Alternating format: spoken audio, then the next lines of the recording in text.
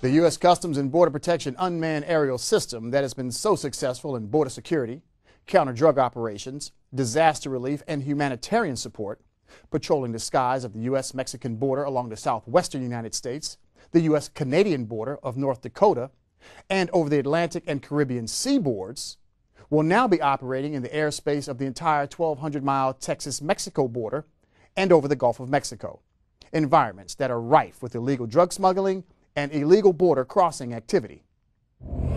A ribbon cutting marked a new era of border security and national security efforts by U.S. Customs and Border Protection in Texas.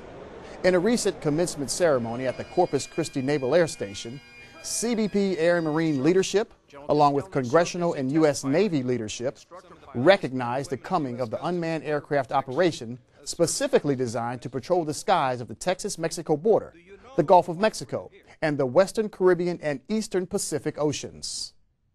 So what we celebrate here today with the 6th placement of a UAV in the Homeland Defense is a commitment to continue to go down this road so that we have the kind of vigilance and situational awareness which the UAV can provide and can supplement the work of our pilots, our Border Patrol agents, our CBPOs on the land ports, seaports, and airports of this nation.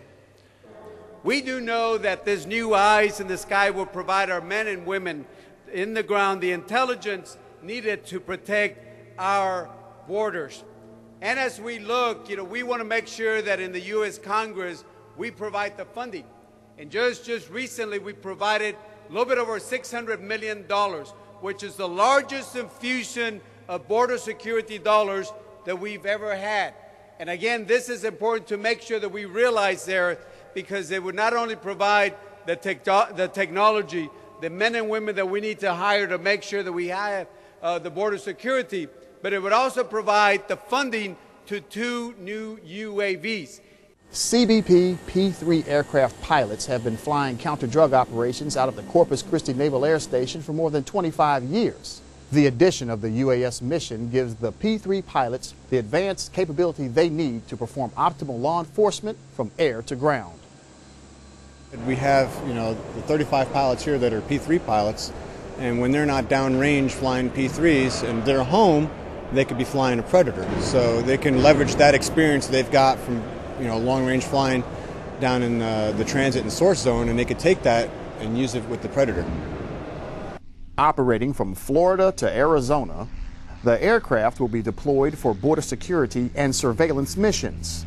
However, it also serves an equally important role as a contingency response vehicle, able to respond to national and natural emergencies. This is a good aircraft for responding to floods, predicting where there's failures in dams and dikes, predicting and providing unusual situational awareness to ground-controlled infrastructures, and most importantly, responding and working with agents and officers on the ground to respond in emergency situations to look for people who are lost, warm bodies in cold water.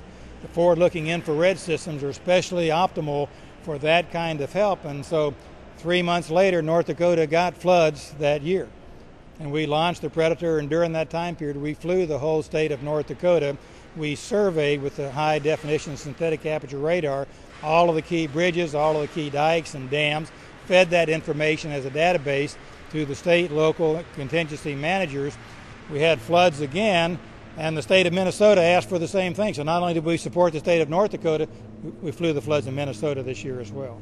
Prior to this expansion of the new operation in Texas, the Predator B that patrolled from eastern California, Arizona, New Mexico, and the West Texas Big Bend National Park was operated from Sierra Vista, Arizona.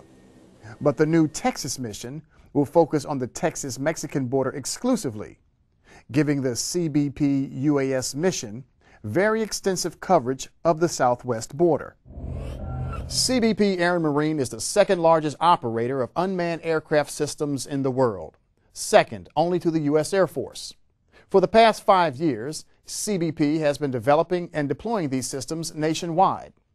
With the new Corpus Christi base, there are now 4 operational branches of unmanned aerial systems across the United States. 3 of the aircraft operate out of Sierra Vista, Arizona.